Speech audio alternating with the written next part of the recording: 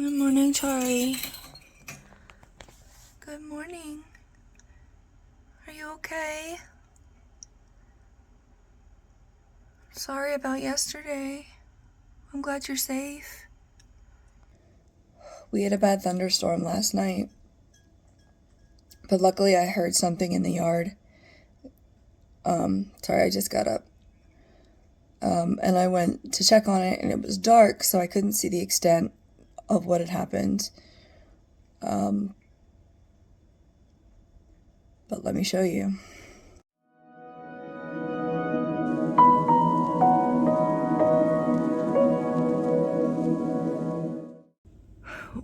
When I looked out my window upstairs in the dark, I could see the leaves here by the tent, and they were on the tent at that time.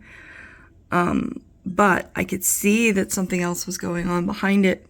I couldn't figure out what it was. So rather than risk Charlie's safety, I went out in the thunderstorm with a flashlight to see what was going on. The neighbor was calling me. They were coming over, just check on her. I didn't realize this giant of a limb fell on it. And I didn't realize that the front corner back there was going to be completely destroyed. We have had some wicked thunderstorms before. They sound horrible, but nothing this big has ever fallen. The first thing I did was check Charlie this morning. She's still fine, but the mews is not. You can see right where it fell. It must have fallen, hit the metal roof in this little divot here, and then fallen the rest of the way across the fence and into the neighbor's yard. But that must have hit extremely hard to bend the whole freaking metal here, split this panel, and it took the window out. Now Charlie was in that back corner perch back there. Usually she likes to sit on top of the door. Let me show you from inside. When I came back here, the door was shut. I thought maybe the wind had knocked it shut, even though it usually has a hook on it. Now this is still in use, okay? It's not in use anymore right now, but there's poop on it and feathers on it and stuff. That's just part of it. Usually she sits up there, but when I came out, just a few minutes later, she was in the back. This beam is supposed to be flush with the top. Obviously, that beam is supposed to be straight and not bent. So it just completely shattered from the window all the way up to here. I'm gonna have to take all of this out. I might be able to salvage that screen, but the wood is toast.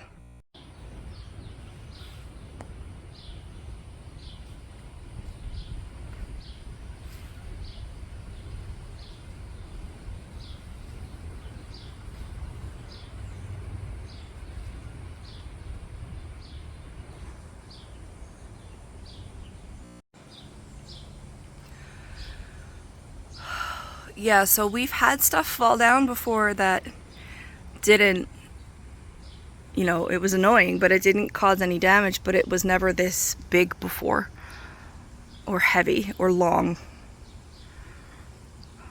So these metal panels are a pain in the butt, but they nest in each other, so those edges have to line up perfectly. However, you can screw right through them, so there's actually a possibility that this metal panel will bang out relatively straight and then we can screw it down again. I don't know. It's not sitting right in the divot anymore, so the weight isn't bringing it down. It just must have hit it hard. Luckily, this panel, again, poop, you know, it was in use. It gets this way quickly. These were two different panels of siding, or not siding, but of wood for the siding. So there's already a seam here. So I can just clear this out. I don't think I'll need to take the bottom one off, but I do want a window. Maybe I'll just make the whole thing screen. These bars are required basically in some form, not necessarily looking like this, but there has to be some kind of interior bars that prevent the bird from hurting itself flying into the wire. And those just obviously popped right out of they were all screwed in individually. So they obviously just popped right out of the wood. But I can unscrew this screen. I had no time to even process this yesterday. It was a really stressful day, period, and then I was just devastated by this, but thank God Charlie is okay. I think the door might have been closed, like I said, so that she couldn't be on it when this happened. This is just insane. I don't know what else to say about it.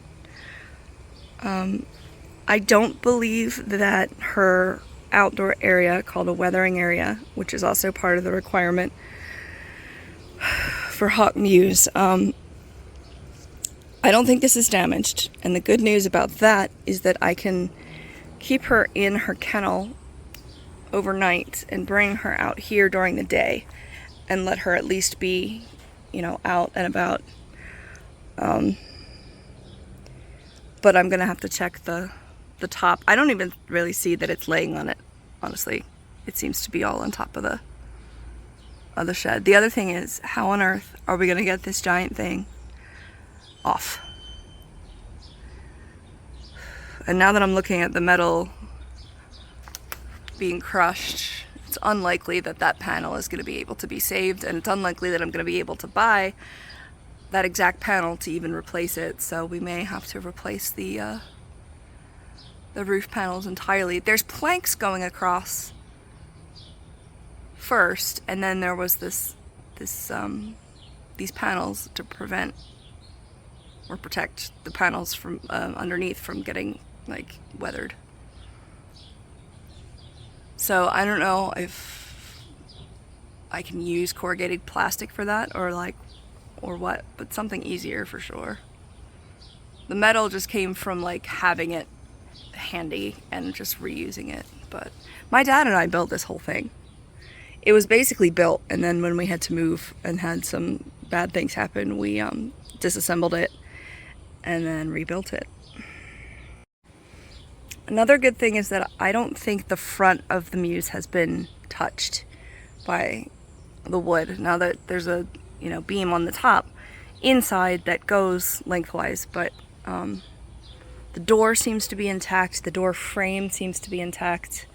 I think it's just gonna be this like panel up here that we can rework into something else if we don't want to actually put a wood panel there. So I did a small inspection on Charlie last night when we brought her in, but I just looked her over better now. If this had been a smaller, more nervous bird, she could have died from the shock of this situation. This is a very chill bird, and the reason I said smaller versus larger is because typically larger birds tend to be calmer. That's not a hard rule, but you get something as little as a kestrel or something, and even though they're sturdy little things, they can go into shock easier. There's a trade-off. It's not like I said, a hard rule. It's not like a necessary definite thing. It's just a pattern sometimes. The other issue is that to bring her into the basement, there's like a 30-degree temperature difference, and that can mess up their biology. So I may end up bringing the crate back out to the human shed, but the tree that it came from was right next to the human shed. So, and it was raging while we were trying to, figure out what to do. So we didn't want to trust the weather to not stop or something. So I didn't even feel comfortable with her in there. I was like, what if another limb from that tree crashes onto the big shed? So we brought her in there. I checked her out, but then a neighbor and I actually brought her inside to the basement. So yeah, the other problem is that she's not in training mode yet. She's still in summer breeding mode, aren't you? Yeah, so you're going to be a little bit of a jerk, but that is totally fine. I'm going to take care of you anyway. So I checked the mews roof. Sorry, this is the weathering area. We kind of use mews as like a general term. Yeah, it feels good to be outside. Thank you for not pooping that in the basement. So you may hear me say mews when I actually mean weathering area. The mews is technically the indoor facility, but we also just kind of use it as a general term. Yeah, what is on your ceiling? So she does go in and out of the mews all day long. But I checked. Oh, are you happy to be back out? That's a little rouse there. I checked the roof. I checked that corner. I reinforced it with some zip ties to make sure that there were not any gaps in the roof or the fencing here. So even though the side panel is destroyed on the mews, the weathering area looks relatively untouched. There's just a big log over the top. And even where the limb should be touching this, it's kind of more propped up on that fence here and not actually even on this. This is a dog kennel that's pretty sturdy, considering. So I'm gonna keep her out here as much as I can today, and she'll only have the outdoor area, but she's got a roof now, so she's in the shade back here, so she's not gonna roast. It's gonna be like 100 degrees again today, and I doubt we're gonna be able to do any demolition or reconstruction. Maybe just unscrewing some stuff from the side panel there. We're gonna have to figure out how to get this thing off first, and that's gonna be challenging by itself. I'll be checking on Charlie as like a helicopter parent today. See how her feathers are kind of very pulled in. She's kind of very like skinny looking right now. That can be a posture where she's like kind of scared or doesn't know what's going on. She's cautious. I mean, she's not like absolutely terrified right now. She's still looking around and curious, but I don't know what she actually went through last night, So I've got to check her demeanor as well as her body and make sure that she's okay, and so far so good, but she's definitely displaying a body posture that's like, Mom, what is happening right now? You start to learn their, body language. Some of it's true for all birds, some of it's true for specific individuals or specific species. Yeah, I know, there's a lot of stuff over there. Normally, I would have loved to have fed her after some kind of stressful experience so that the last thought in her mind is, oh, food. But it was the middle of the night. I didn't have anything prepped. And I don't want to give it to her now because she's going to cast up at some point, and I don't want to shove food down onto possibly fermenting, lump in her crop. Especially since she's kind of under stress. So no food reward was able to be given through this stress, but she's going to get a whole bunch of food this afternoon.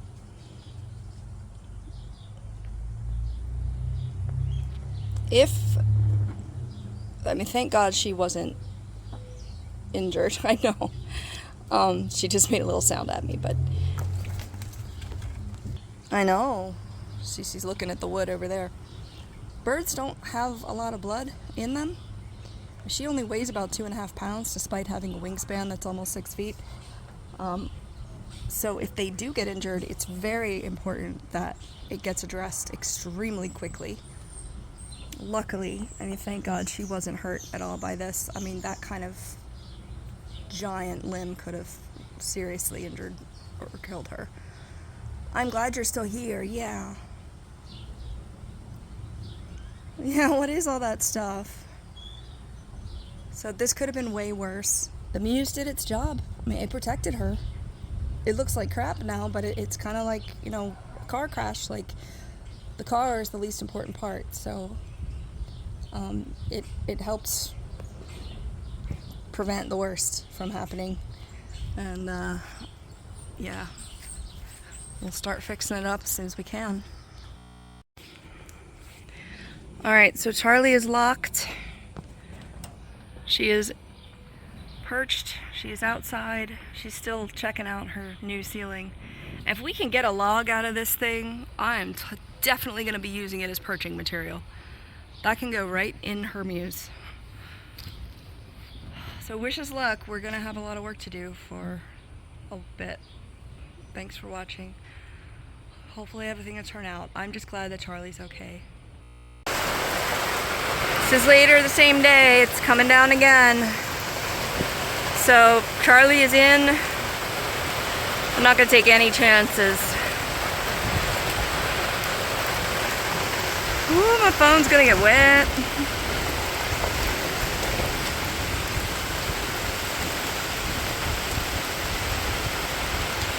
Gonna keep her safe, no matter what.